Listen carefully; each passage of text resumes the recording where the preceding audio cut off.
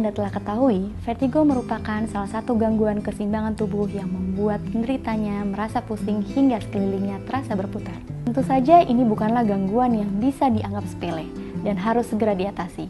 Tapi, situasi seperti apa saja yang dapat mengindikasikan seseorang menderita vertigo? Pada vertigo yang seperti disebutkan tadi, sensasi gangguan keseimbangannya untuk yang khas sekali biasanya perasaan berputar terhadap pasien, terhadap lingkungannya, atau lingkungannya yang berputar terhadap pasien. Atau kalau memang gejalanya lebih ringan, biasanya untuk gangguan keseimbangan vertigo yang dari telinga atau dari tepi, dia khasnya pada saat serangan pertama berat, lama-lama ringan.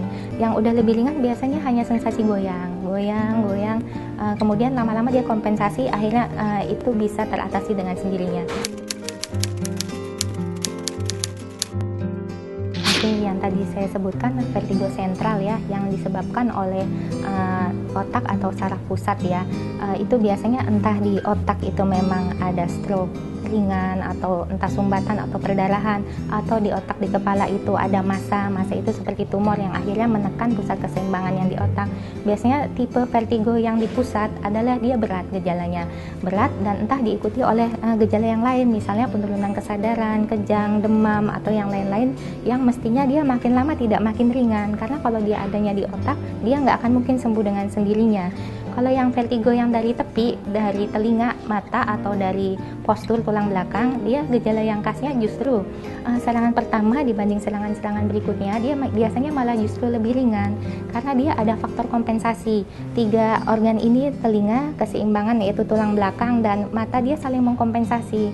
Apabila ternyata matanya yang mungkin atas silinder atau apa, belum pas lah kacamatanya atau apa, memang pada saat itu terjadi gangguan keseimbangan, tapi dia bisa diatasi oleh postur atau telinga, atau pada saat itu telinganya yang terjadi penumpukan cairan, misalnya meningitis atau yang lainnya, dia akan dibantu oleh mata atau postur. Atau sebaliknya, misalnya entah waktu itu si pasien habis kecelakaan atau apa, posturnya kurang bagus, dia gangguan keseimbangan atau agak vertigo, akhirnya mata sama telinganya mengkompensasi. Gangguan keseimbangan ini dapat mengganggu aktivitas Anda sehari-hari dan tentunya berdampak terhadap produktivitas hidup Anda.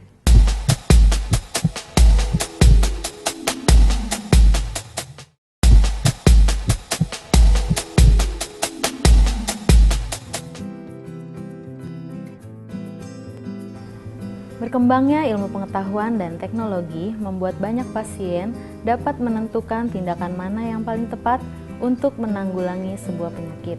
Begitu juga dengan penyakit vertigo. Lalu, langkah apa saja yang dapat ditempuh untuk menanggulangi penyakit ini? Mulai dari dia ada cairan yang berlebihan atau meningitis atau kelemahan, misalnya paresis kanal, atau misalnya di situ ada tumor juga bisa. Kita tangani dulu sebagai penyebabnya kira-kira apa, baru kita tangani. Tangani biasanya dengan untuk yang fase akut sekali baru kita kasih obat. Tapi kalau yang biasa pasien sudah bisa mobile segala macam, justru kita kasih exercise atau latihan agar mekanisme adaptasi dan kompensasinya jalan. Jadi kalau itu sudah jalan, sebenarnya vertigonya akan berkurang dengan sendirinya dan akan healing gitu.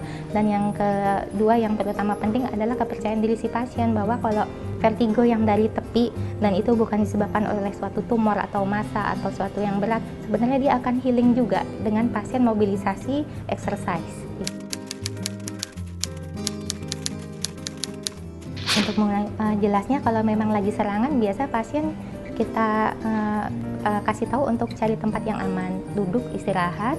Kalau memang penyebabnya perifer, dalam arti tepi, dalam arti telinga, tulang belakang sama mata, dia biasanya cukup buka mata pada saat serangan ya, buka mata, lihat fokus ke satu titik, konsentrasi, nanti lama-lama hilang sendiri. Tapi kalau penyebabnya dia ternyata dari otak, dari kepala, nggak sesederhana itu. Cari tempat yang aman, mungkin dia lakukan seperti itu, nggak hilang-hilang, itu butuh segera pertolongan. Kalau yang tadi penyebabnya dari tepi, hilang, oke. Pada saat itu udah buka mata, duduk tenang, lihat ke satu titik, hilang serangan, oke. Kapan dia sempat hari itu, atau mungkin kapan sebelum serangan timbul lagi, sebaiknya baru berobat. Dengan mendapatkan informasi mengenai pengobatan dan langkah-langkah dalam mengurangi resiko vertigo, diharapkan Anda mampu mengambil tindakan yang tepat dalam penyembuhan penyakit ini.